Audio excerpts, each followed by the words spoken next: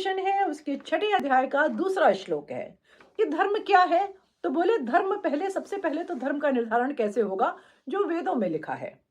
अब अगर मान लो वेदों की कोई जानने वाला नहीं मिल रहा है, कोई नहीं बताने वाला मिल रहा है, वो नहीं आप उसको डिसाइफर कर पा रहे हैं, तो बोले फिर आप स्मृतियों में, मतलब वेद से संबंधित जो ग्रंथ हैं उनमें आप जाइए।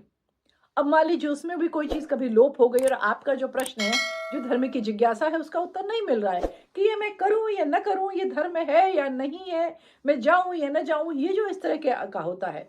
तो उसके बाद उन्होंने कहा जो महापुरुष कहते हैं, महापुरुष करते हैं, आप उसको देखिए।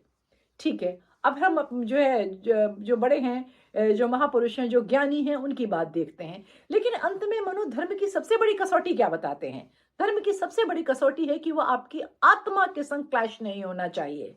मतलब कि अगर आपकी आत्मा गवाही नहीं देती, कोई चीज कहती है कि ठीक है ये बहुत बड़ा आदमी कह रहा है पर मेरी आत्मा गवाही नहीं देती है, मतलब ये धर्म छोड़ के चला गया, मैं इसको मार दूं, ये मेरी आत्मा गवाही नहीं देती। ऐसे बहुत से मैं उदाहरण दे सकती हूँ कि जो फतवे के नाम पर होते हैं और हम कहते हैं मेरी आत्मा इसकी गवाही नहीं देती, और हम नहीं करते हैं।